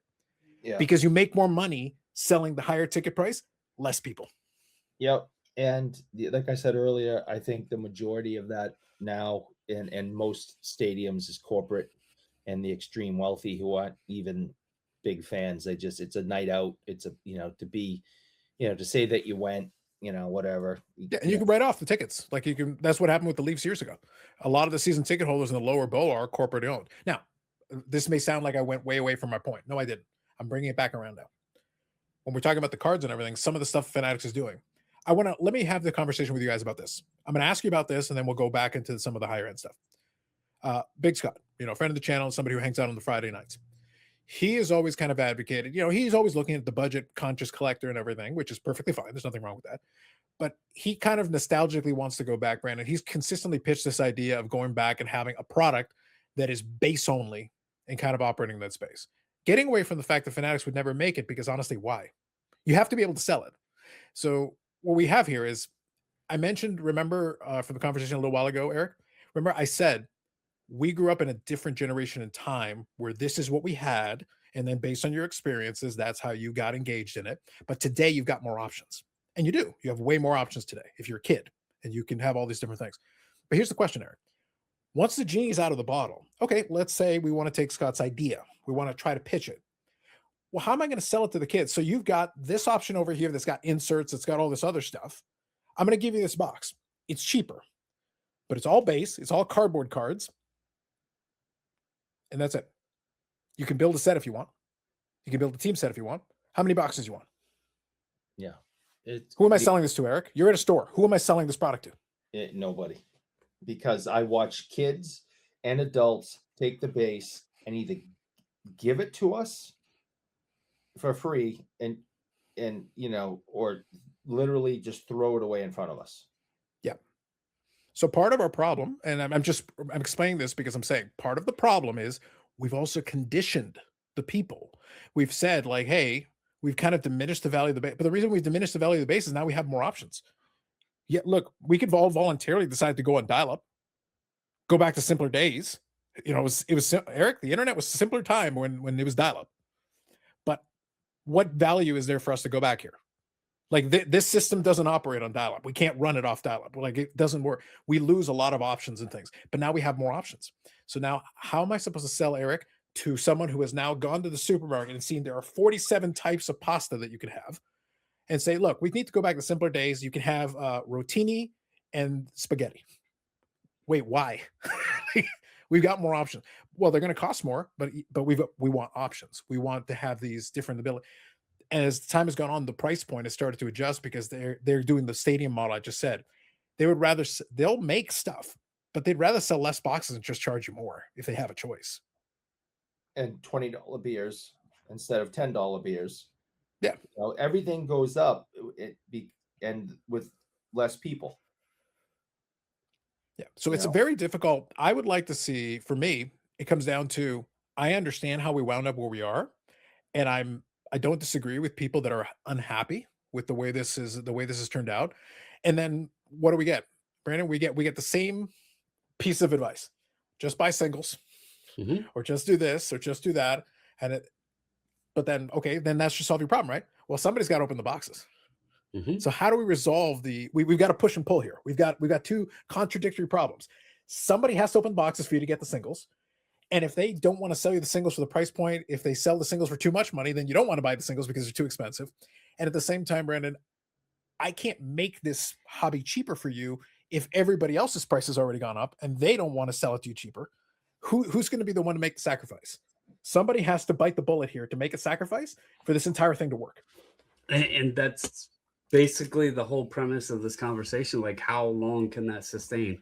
To your point of the all base product and everything else, I actually said, I don't know what they could offer to like what kind of product they could offer at a budget friendly price point to even get kids to where they could, regularly buy product or enjoy the product. Because we already know if it has anything that could potentially be of any value, or autographs or short prints, the adults are going to buy it up. Yeah. Because and if it doesn't, do the kids even want it? So because this is right. So one of the silly card options that Eric chose was Upper Deck MVP. Upper Deck MVP was meant to be the kid friendly, lower price product. And it was there for a couple of years. And by the way, MVP exists today. You know what the thing is about MVP, Brandon? The only people that are interested in MVP are people who really do want to have the cheapest possible option available. Like, hey, look, this is, and by the way, MVP is the most affordable option available in the land of the hockeys. And the other pitch for it is if you want to get the first rookies of the rookie class at the lowest possible price point. If you want to get, Connor Bedard, MVP rookie, that was available as a cheap, the Celebrini as a cheap one. That was where you went after. But then as soon as the second product came out, Eric, as soon as the very next one after MVP came out, no one gave a crap about MVP. Well, look at opening day for baseball. Yep. Or big league. Big league. Yeah. Well, I was using opening day because I distinctly remember it was a cheap, low-end product. Most people didn't want it. It would sit on the shelves. It was ignored. They said, okay, we're going to put in some short prints. We're going to give something, a little bit of an offering. And who remembers in 2020, the Lewis Robert blowing up? And I think there was a Soto short print in there as well that blew up. And what happened? Well, the adults went and bought all the big league or opening day, because then it had a reason, to be ripped and open to chase these short prints and everything else. So then it was, prices rose. So it's like this, again, I said it earlier in the conversation a while back, we have kind of created our own evil, and we can gripe and dislike it as much, but we've like created the monster that exists. And I don't know that there is a correction for it to go back and get us into a casual older time. But at the same time, I don't know what the sustainability of the health overall for the longevity of it will be. Sure. Okay. So I think there's a lot of meat on the bone there. So Eric, I'm going to ask you from what we've talked about so far, because I want to take a little different angle on it because I might have a little fun. Just in case we haven't annoyed a couple of the vintage folks, now it's time for me to have a little fun. We're gonna have a little fun with this one. But before I do, from what we've talked about, I gave the background with the foundational pieces and the challenges that's creating. That's part of it. I talked about how in the sports themselves, they're pricing people out, which of course is hurting you. It's actually shrinking your next generation and leaving you less baseline to try to sell this product. We're sticking to sports cards predominantly. The Pokemans right now, they're fine ish. Maybe another day we can talk about their challenges. They've got a different issue right now. But right now they're doing their thing. The PSA and all the grading numbers say there's plenty of Pokemans going, no problem. So they're flying off in full cylinders. But for the sports card landscape, Brandon's son is an example. There's a whole generation that just aren't as engaged in the sports cards. But they're certainly engaged in the TCGs and the Pokemans. But for this thing, box prices, pack prices, the challenges of it, they're not as engaged. They're not playing the sport to the same degree. All these things. And the price point, which we'll get to in a second. So is there any thought you have on any of the rest of it in terms of, because right now there's no answer. We don't have a viable answer yet, but there's a lot to think about here. And a lot of folks are just sticking to the high end baseline. They're like, stuff's too expensive. They need to fix it. It's like, well, fix what? Fix how? We just gave you all the different issues that you've got. It's not fixing one problem. It's a whole series of problems of our own creation. The problem won't be addressed until the money stops flowing. And that is the fact. Because who is going to be the first person or first company that says, I'm willing to sacrifice for the children? Is it going to be Fanatics? No. Is it going to be Sports World? No. Is it going to be, the flipper breaker on whatnot? No. Who's going to say, I'm willing to stop making the money that I'm making for the sake of the children? What killed the first boom was the money stopped rolling in and things changed. And there were, the companies started dying. There was less product. It was TCG came out. TCG came out. Right? I mean, a lot changed.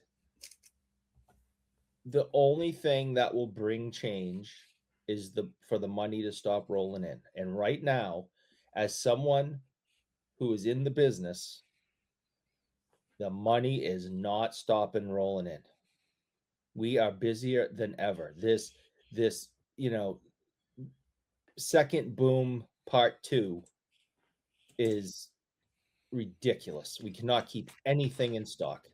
If you are a star rookie in any sport, including hockey, in United States, in Boston, which has a strong hockey, community, Celebrinis can't keep him in. All right. Just ridiculous. Every kid. And I venture to say, Eric, that we'll get the update later, but I think your Shriners show upcoming is going to be very indicative of that. I think it's going to be a madhouse.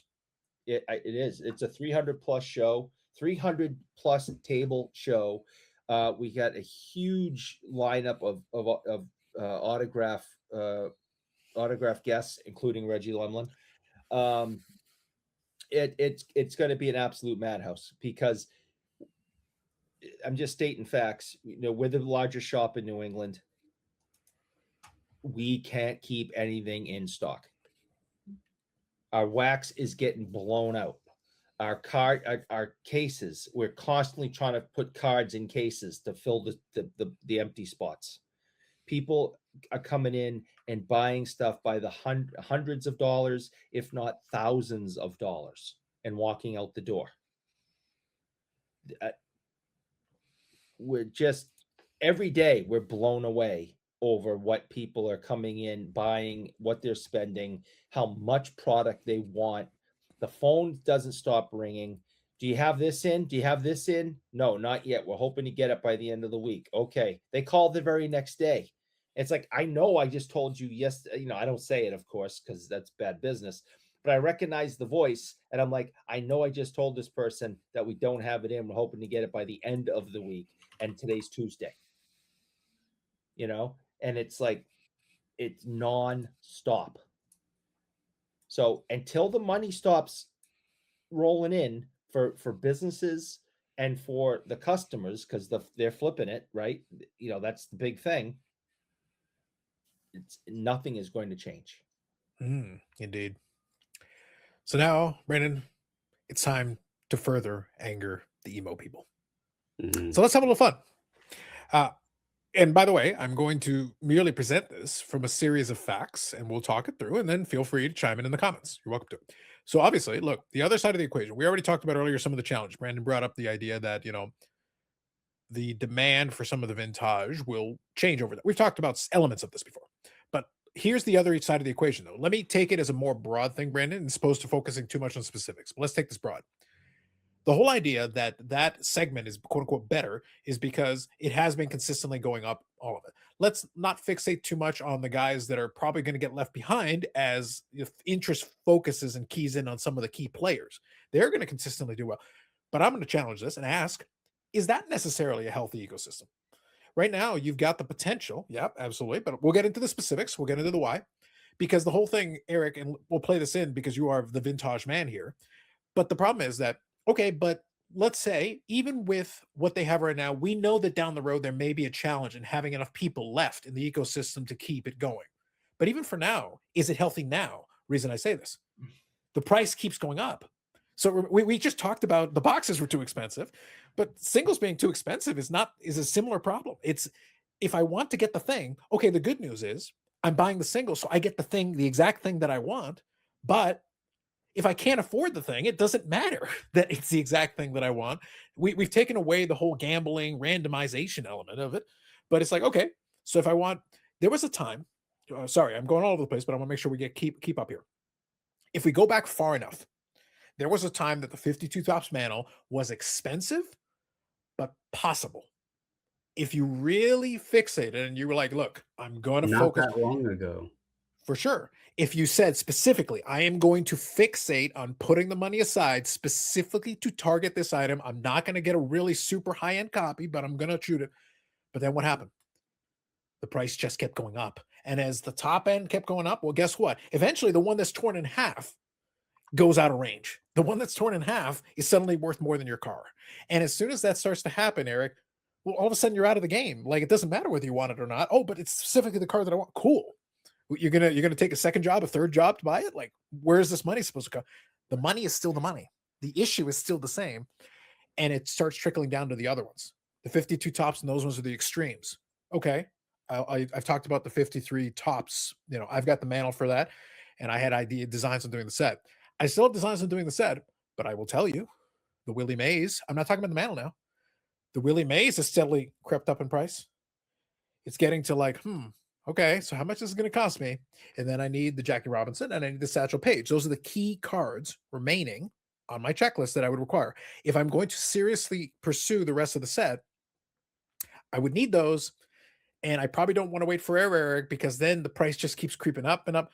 The Jackie is getting, it's come back down a little bit, but it compared to where it was 10 years ago for the Jackie and the Satchel and those ones, the price has gone up quite a bit. So now it's like it's getting more and more expensive. So now I have to be like, okay, so do I pursue all my other collecting interests, which have multiple, or do I specifically focus on I got to get this 53 top set done in the next couple of years here before the price keeps shooting up? Well, Eric, that's a problem because now you're actually forcing me into having to collect a certain way that I may not want to do in order to keep up with the price point. That's what I'm talking about with not being healthy. Does that sound like a healthy ecosystem too? I can't collect the way that I want, Eric. I can't collect things in the order that I want because I have to keep up with a rising price over here. It's like built-in hobby inflation.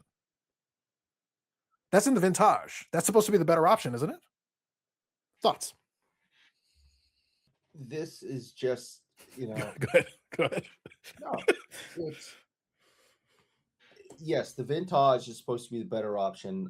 Obviously that's what I am into. That's what I tell everyone. Why are you collecting, this rookie who could blow a knee out and you're spending all this money and the thing could be worthless in a year, So, we already know what Bobby Orr did. We know what Maurice Richard did. We know what Gordie Howe did. Why are you spending money on Joe Blow for the Mets, who's in the farm system? It makes no sense to me.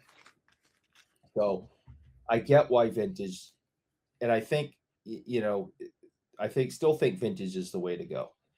But more and more people are starting to wake up to this fact, and it's supply and demand. So not only do people want vintage, because as a rule it goes up every year, whether it be by cents or by dollars, it goes up every year. The bottom doesn't drop out of it. It usually increases somewhat every year as time goes on. And now it becomes scarcity and people want better conditioned stuff. So therefore, if you have a nicer copy of something that someone wants, you can charge just about anything you want for it. And that's the trend that I've seen since the pandemic, is that, vintage has gotten more and more desirable, but as these boxes are getting to 2, 3, 4, 5, 6, 7, 8, 9, 10, thousands of dollars, people rather go and buy a Jackie Robinson with that money. Well, the more people that start doing that, now there's less Jackies, and people want nicer condition Jackies, and there's fewer of those, and the price just keeps going up and up and up and up and up. So the $500 boxes filled with rookies that no one knows about is actually helping to push the price on vintage, because a lot of people, I think, are saying, enough of this crap, I'm going to go over here. And now you have a supply and demand thing. But the reason I asked the question, and that's fine. What you said is technically correct. But here is where the challenge comes in. Okay. So as more people decide to go this route, if you're complaining about a $500 box, which is fine, you say, I'd rather have, this single. The problem is it's not a $500 single. I'm not trading a $500 box for $500 single. As this market has gone in now, in order to get in on some of these singles, again, it depends. If you're just saying I'll take any vintage card, whatever, in creation, and I'm not even being picky, I'll just take whatever. Well, then fine. We can find you options. But the question is, Eric, if the whole point is that I'm pursuing this because now I can be more focused and pursue maybe something that is of more interest to me, The problem is the price point starts to go up on some of those ones to the point that like it no longer becomes accessible. You couldn't afford the $500 box. Can you afford the $1,000 roof or the $2,000 roof or the $5,000 roof? Because that $5,000 roof was a $500 roof before. Right. Before, if you just were doing a trade, you say, I don't want to buy these $500 boxes anymore. You know what? I'm going to start collecting some of the legends of baseball. Oh, this Babe Ruth is available. So I'll give you a simple example. There's the 32 Sinella. So the margarine Sinella, I think it's margarine. So it's the Sinella Babe Ruth. That's a really nice card. That used to be a really good example, Brandon, of okay, so maybe the Gaudies are a little bit out of your price range, or maybe this one is a little tough. And by the way, strip cards used to be another option also, and there still are. The There are options. Sinellas used to be in the hundreds. Bingo. That's the point that I'm trying to get at here. So that used to be, Eric, an alternative. Hey, I want a plain days Babe Ruth, but you know what? Listen, I got champagne taste on, stale beer budget over here. Like, you got to help me out a little bit. The Sinella used to be a really good option. This is a plain days Babe Ruth, kind of a nice image. It's actually a pretty cool looking card. Mm-hmm. But the problem is, other people, as more people started looking at that as an alternative, and they're saying like, well, can we do this one? Yeah, you can totally do that one. Well, how are we going to do that, Eric? Well, if I go on to eBay's, and by the way, this card is findable. Like here, I just pulled one up right now. Here it is. It's in a PSA 3, which is not bad. I'll zoom in a little bit on this. Hey, that's a pretty cool looking card. Sure is. Not even bad looking. It's pretty solid. There it is. There's the back. It's in German. More jokes on Friday. So, okay, that's cool. Hey, that's a plain days Babe Ruth, man. That's pretty cool. Okay, you want to lend me the $1,500, Eric? Just send the cash over. That'd be great. Okay, sure. Absolutely. Yeah. So all I'm getting at, my point that I'm making, by the way, that is still a cool card. It was a cool card when it was worth a fraction of what I showed you. The point is that, but then what somebody's going to say is, oh, well, maybe that one's too expensive. Maybe you go this alternative. And then those alternatives start coming up in price. And then we end up with the same problem. And there's still a finite supply. It doesn't matter. Eventually you're like, well, in 62 tops, there's that Babe Ruth subset. It's like, well, Eric, that wasn't what I wanted to collect in the first place. The point was to get a playing days Babe Ruth. But now I've been priced out of it. And I'm just using this as an example. This is just an example to make a point. But eventually you're forcing me to make compromises. This isn't compromises I want to make, Eric. It's that I simply cannot afford now to get the thing I actually want. So I'm being forced into these alternatives. Well, Eric, after a while, if you keep forcing compromise upon me, that doesn't sound like a fun hobby either. I couldn't afford my, pardon me. I couldn't afford to buy my Bobby Orr cards that I have again. All right. So if all these burnt up in a fire, and I said, okay, I'm going to go get his entire player run, I can't afford that now. I mean, I bought these over the years for a lot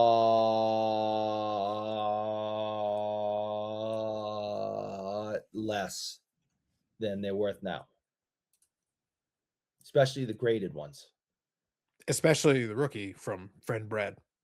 Other than that, yes. Other than that, and he's been generous more than once, but yes, I would not be able just to replace the ones that I have purchased. I would not be able to buy the entire Bobby Orr player day card run again. It's like it's insane what it's worth now. Yeah. So Brandon, I want to go to you, but before I do, I just want to make one more quick point because again, there's somebody typing. I can hear them, so I'm gonna stop them at the pass. I'm having a little bit of fun with this. I'm gonna play devil's advocate here in part, but I am making legitimate questions that we need to be thinking about and asking here. The point that I'm making with these examples is that the whole point was supposed to be this is a better way because now you're more focused and you're able. But the problem is, as those price points continue to go up, the same challenges we have with budgets don't go away.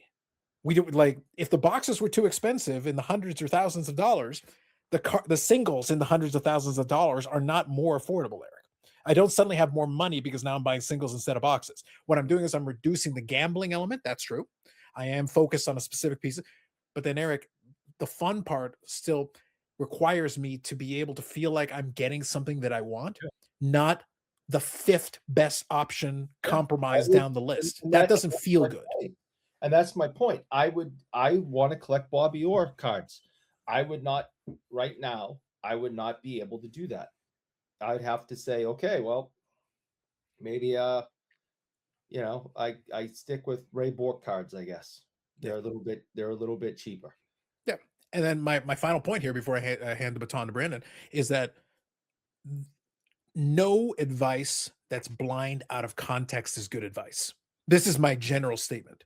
I don't like giving anybody advice saying, "Oh, just collect vintage." That doesn't help anybody. You need to like consider the situation, consider the individual, consider what their actual goals are, or what their budget is. Because just send them in. If enough people just take that advice, Eric, we're exacerbating the problem we're acknowledging is a problem, and we're actually making it worse. We're not making it better. And by the way, we're not necessarily making people happier.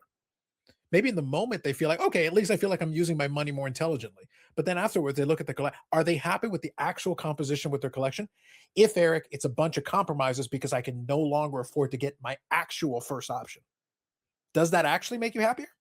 Or are you just throwing your money away in a different way? Oh, but you can get your money back. Well, then that wasn't the point then. Why? I could have saved the money, Eric, by not buying in the first place.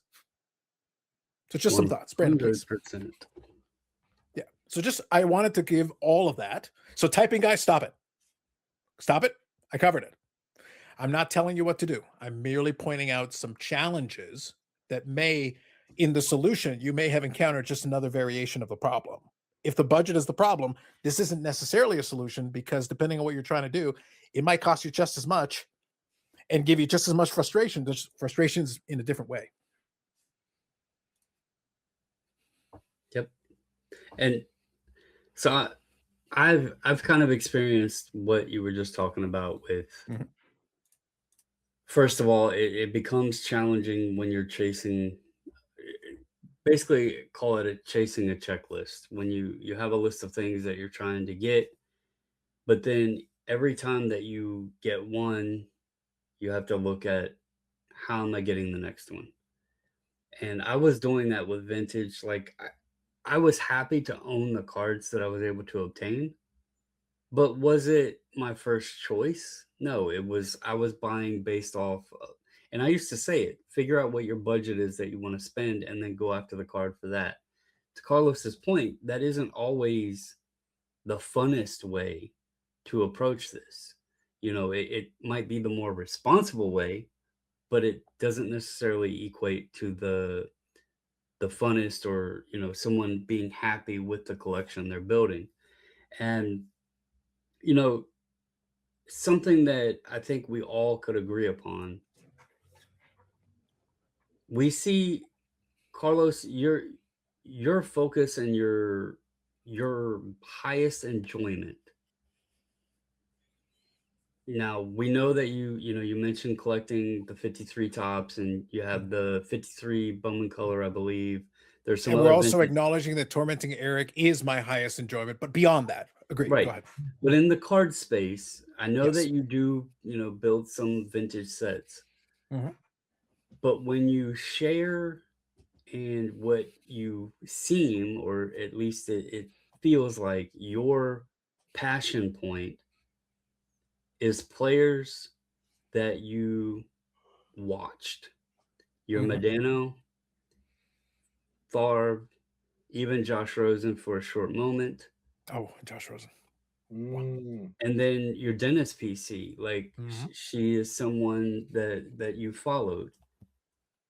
The other stuff, it's Not like Eric followed, but just in a less stalkery way. Go on, please Yeah. continue. All right. But the other stuff is part of who you are as a collector.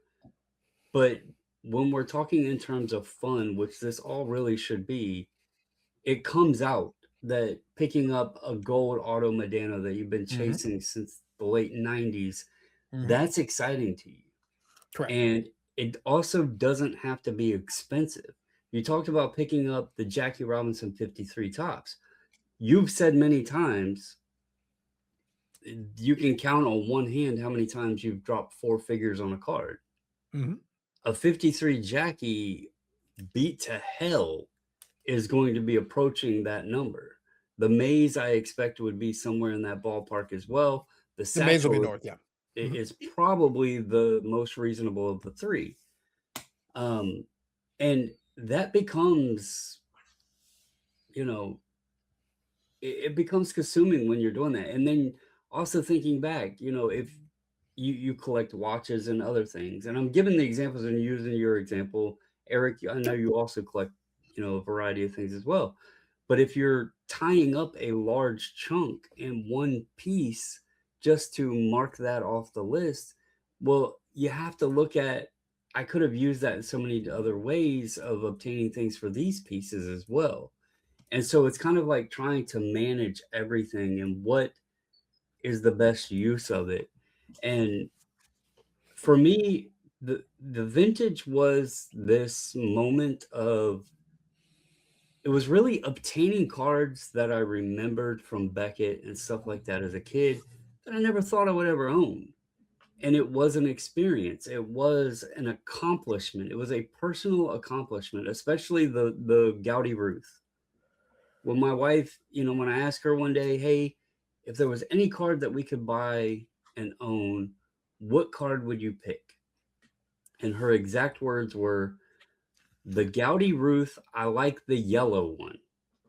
Those not familiar, Ruth has 4 different copies in the Gouty set.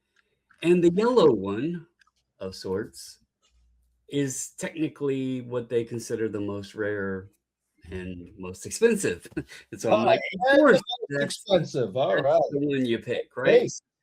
And so I didn't think it would ever be possible, but it happened, And going back to the earlier conversation that you talked about with the history, we can enjoy a sport, whether it's baseball, football, basketball, hockey. We can appreciate the Hall of Famers. We can appreciate the legends, the ones who founded the game, the ones who brought us into where we are today. We can learn, we can know the names and appreciate them. But when you are, at least for me, what I've noticed, my happy space is collecting the players that have created moments that I've been able to witness. That's leaving a mark there. Some of my favorite cards are not that expensive, but it's the rookies of the players growing up, going back to the nostalgia thing and our childhood and everything else. Picking up cards, of players that we watched when we were kids. Earlier today, I was looking up Mike Mussina cards. Y'all were talking about Roger Clemens. He's a Hall of Famer. Very cheap. But I remembered growing up, the Orioles were the only team here at the time. I remembered Mussina and trying to learn his knuckle curve and all of that. And so I am not against, I don't think people are silly for collecting vintage. I understand that passion of that space, and some people that might appeal to them a lot more. But on the other hand, it does blow my mind that people are like, who collects modern stuff? Some of my favorite pickups over the last 6-8 months have been my Dalen Lyle collection, because he's the next Nat that I started, buying and collecting. His rookie's in 2025. Yes, people collect modern stuff, and so I don't know. It's going to be an interesting future. Back with the vintage stuff, you talked about the affordability of it. I also believe that as time goes on and more people have obtained the cards they want, the less people are there to buy them. The more people pass on that have these cards, the more available they become. And so there's also the risk of trajectory going down, maybe not on the 52 manos and those kind of things, but yeah, we attempted to solve the problems tonight. I don't know that we made it very successfully, but it's always Brandon, I think we succeeded. I think Eric has in addition to being, hold on, great at parties. That came off of Friday night, where he told us all about our imminent deaths. Some of us faster than others. But hold on, Brandon. I think I got this. I got this. Hang on. Save. Are you ready? Here it is. We did it. I've never heard of that before. What a Hold on. great idea. Hold on. Huh. That's something. I also we need to add an addendum to it though. Mm. I think we should put it as collect what and how you like. Yeah. So the reason I wrote that there is obviously it stings people. It's like twisting the knife just because it's the most unsatisfying. So here's actually my point that I want to make, and I wanted to let you go, Brandon. I appreciate your candor with it. Still think it was a good conversation. The point that I actually was making with all this, in part of it, I'm playing devil's advocate. In part of it, I'm stopping you guys from typing because all of you are lazy with your takes. I know what you're going to write half the time with some of this stuff, so I have to stop you. Stop it. The point that I'm making, ultimately, is this is a very complex issue. It's not simple. That's the reason why I wanted to lay in Eric, the point of all this was to explain just how many complexities there are. It's not as simple as, oh yeah, just do this. If it was so simple, it would great. It'd be easy to fix. It's not, because, and this is something, Brennan, that people keep forgetting. And I keep telling people, we're not all the same. We can have similarities. There's overlap in some of the motivations and budgets and this, but we have different motivations. We have different preferences. Some of the stuff may excite We have different one person. reasons. Yes. And what may excite one person, you mentioned it. My player collections are the fun part of my collecting. That is the part I enjoy the most. I still like doing the sets because I like to check. The only reason I'm doing those 53 sets, one is almost done. It's on its way to completion and it's going to get there very soon. The other one is still in the, we'll see, because those key cards are going to be making the choice finally if I do end up. But the reason I haven't done it is because that's a commitment. Getting those 3 specific cards is going to be thousands of dollars for the 3 cards. No matter how I want to slice this, no matter what I want to do, unless I get the claw at Sports World to do some work for me, it's thousands of dollars, no matter what. So I have to consider that. And because I do in fact have a budget, I have to factor that in. And if they were less expensive, Brandon, then I would have already bought them because it would have been easier, because it would have been cheaper. So, and the only reason, so here's the funny thing, going back to what we talked about earlier tonight, bring it full circle. So the Jackie Robinson card, for example, I'm not buying it because I have all this great admiration for Jackie Robinson. I appreciate his place in history. I think he is a great iconic sports figure. I think all those things are true. But that isn't the reason I'm buying the card. If I'm going to buy the card, it's because I want to have it as part of the set. It's a key piece of the set. It's part of the set. Same thing with Satchel Paige. He has a great story too, by the way, a tremendous story, but he's part of the set. That's the reason why I want the card, not because of Satchel Paige. The Willie Mays, again, one of the greatest players of all time. If I'm buying it, it's because I want it as part of the set. That's the reason why. So it's part of the checklist. I need it in order to get the checklist. I need them just as much as one of the common guys. The problem is they're going to cost way more than the common guys. The common guys are way cheaper. So it's part of the checklist. That's my motivation for why I would do that. But if I am going to, that's a lot of Medano cards that I could be buying with that money. It's a lot of Dennis PC cards I could be buying. There's a lot of Chosen Rosen, at least 2 or 3, a lot. So the point is that I have to think about all those things. That's all part of my thought process when I'm going into and figuring it out. Is that worth that to me? And I have time. I'm in no rush. Nobody's putting a gun to my head. But imagine, Brandon, if I took the advice and saying I should only focus on the vintage. Well, now I'm having to sit here in the chair and have to be like, make the call and be like, okay. As opposed to right now, as we speak, I'm able to go find that Medano Gold Auto. That was a good day. I was able to find it. That's cool. I've got some other ones that I've got on the radar. I may have, by the next episode, I'll have an update, an infamous card that was listed, purchased by a zero feedback bidder. It's back on the eBays. And by the time we reconvene again, by the time we reach Friday, Eric, we will have resolution. That's a tease. So my point, Brandon, is I have to think about my strategery for that item. So it's back in play. We're going to see what happens. Maybe I take it down. Maybe I don't. The point is, Brandon, I have to think about that, because if I do end up purchasing it, well, that's going to take money out of the budget that could have gone to something else. Like, do you see what I'm saying? Like, we have to think about these things, man. All of it is part of the discussion. I mean, and I could use Eric as an example. I mean, we tease him about his Boston stuff, but the serious side of it, he's pretty focused on what what he enjoys. And it's his Ors, his Howls, his Borks, his Reggies, and his 69 tops and OPG sets that he's put together.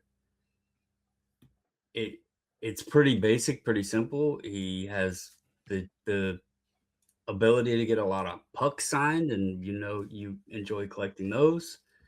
And I mean, I Like know we my do a watch lot at of shit, Clemens, Eric, because but everyone loves Clemens puck. you have a very nice collection that has been very well curated, and you know what you enjoy, where your happy place is. You just shared, and this is outside of the Bruins stuff, the hockey stuff, your John Hannah stuff. You specifically went through and said, okay, I picked this up, I picked this up, I picked this up. I'm good now. You're not chasing everything. You got some pieces to have him as part of your New England, Boston collection. And you knew what pieces you wanted and you put it together. And I think that's the best way to go about this. Don't try to chase every legendary name. Don't try to chase every legendary card. Just find what speaks to you and just stick with it. And hopefully throughout the years, coming ahead of us, that we have, generations amongst us that will find with, whether it's Con Knipple or Cooper Flag or Jalen Hurts or whoever in whatever sport that they enjoy and that they collect too. And the hobby continues and people collect and enjoy it. So Indeed. Now, I had one or two other things I wanted to touch on, but I think we did it. I think, honestly, this discussion covered a lot of ground. We did not solve all the issues of the hobby. We gave some tremendously bad advice. Yeah, we were close. We were close. We gave some tremendously bad advice. But the good news, Eric, is that that's usually what hobby advice is. Hobby advice is usually tremendously bad advice. A lot of times. Yeah, just agrees. In fact, Brandon, I've already decided the title is going to be Collect What You Like and Other Bad Advice. There you go. I like it. I like it. So anyway, we'll come back. That'll save some ammunition for Friday. Like I said, I'll have an update on the one card, and then also I'll talk about a couple other things. We'll get into it. We got plenty. I'm probably going to reach out to Teapot now that we have the follow-up on the on what happened with him in the card. I'll reach out to Teapot and see if I can maybe get him back on the channel, and maybe we have a nice little discussion to it. But I won't commit to a timeline on that yet. I got to reach out and see if he's got time to have the conversation. But I'd be interested in having that talk. And by the way, as quick aside, I'm going to talk about this on Friday. Some folks have horrific listening comprehension.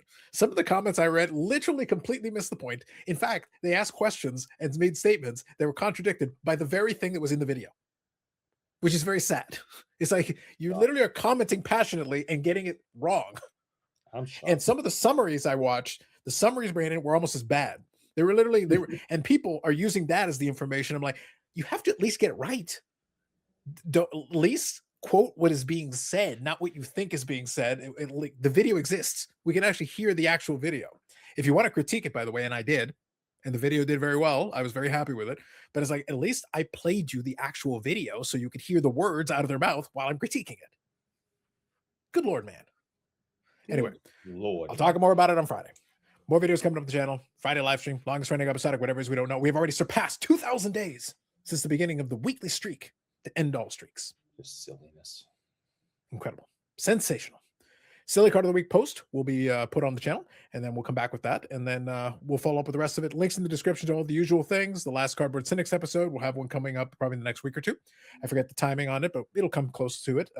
And the good news is Eric will be there with bells on, and hopefully, he hasn't magically found some cards of Sports World. I know what you're talking about. Allegedly. Anyway, that's it for us. From Brandon, Bobbles and Baller Cards, no associated 540 Flips, Eric Sanderson, or also known in some places as The Claw. That's episode 175, BIC Podcast. We'll catch you in the next one.